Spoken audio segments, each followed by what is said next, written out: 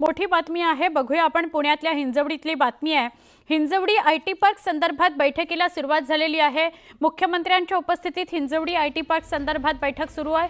हिंजवडीचं झालेलं water park, वाहतूक कोंडी आणि इतर समस्यांकरता बैठकीचं आयोजन करण्यात आलेलं आहे।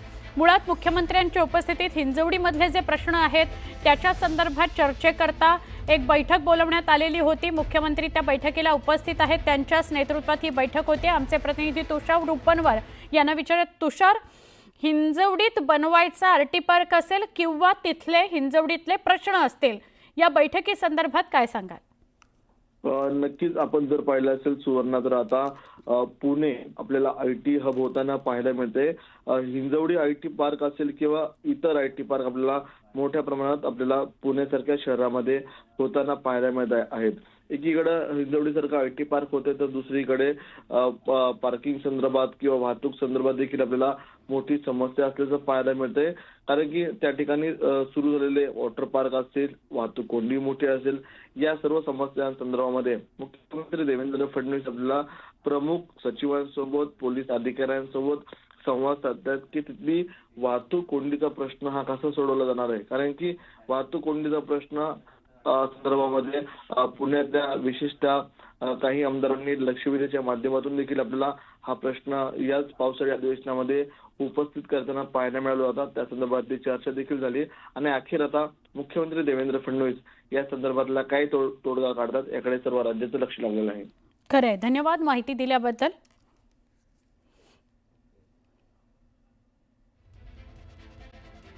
न्यूज बघणार आहोत। देहू रोड वगळता राज्यातले सगळे कॅन्टोन्मेंट स्थानिक स्वराज्य संस्थांमध्ये विलिनीकरणासंदर्भात तत्वतः मान्यता मिळालेली आहे। खडकी आणि पुणे कॅन्टोन्मेंट पुणे महापालिकेमध्ये विलीन होणार आहे। नाशिकमधील देवळाली, नागपूरमधील कामठी आणि अहिल्यानगरमधील भिंगार या स्वतंत्र नगर परिषदा होणार आहेत। राज्य सरकारकडून मिनिस्ट्री ऑफ डिफेन्सकडे मंजुरीकरता निर्णय पाठवला जाणार आहे। आमचे प्रतिनिधी तुषार रुपनवर यांच्याशी बोलूया। तुषार, कॅन्टोन्मेंट संदर्भात काय महत्त्वाची माहिती समोर येते? नक्कीच सुवर्णा, खूप महत्त्वपूर्ण माहिती ही राज्याच्या दृष्टिकोनातून आहे। आताच मुख्यमंत्री देवेंद्र फडणवीस यांची ही बैठक झालेली आहे। देहू रोड वगळता राज्यातले सगळे कॅन्टोन्मेंट आता स्थानिक स्वराज्य संस्थांमध्ये विलिनीकरणासंदर्भात तत्वतः मान्यता मिळालेली आहे। यामध्ये खडकी आणि पुणे कॅन्टोन्मेंटचा आपल्याला महत्त्वपूर्ण समावेश असल्याची माहिती मिळते। कारण की खडकी आणि पुणे कॅन्टोन्मेंट महापालिकेमध्ये विलीन होण्यासंदर्भामध्ये गेल्या अनेक वर्षांपासून प्रयत्न सुरू होते, बैठक सुरू होत होत्या, मात्र त्यामध्ये कोणताही मार्ग निघत नव्हता। मात्र आता अखेर खडकी आणि पुणे कॅन्टोन्मेंट पुणे महानगरपालिकेमध्ये विलीन होणार आहे।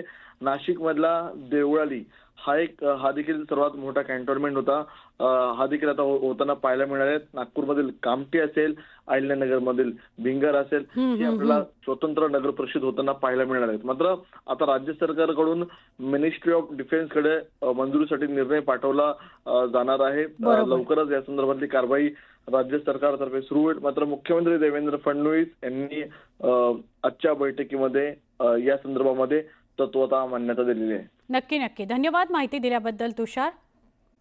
एक महत्वाची बातमी आहे, राज ठाकरे मीरा रोड इथं जाणार आहेत। 18 जुलैला राज ठाकरे मीरा रोड इथं जातील असं कळतंय। मराठी मोर्चा आणि घडलेल्या प्रकारावर राज ठाकरे मीरा रोड मध्ये दाखल होतील। रॅली तसंच सभा होऊ शकते का याबद्दलची चाचपणी सुरू असल्याचं कळतंय।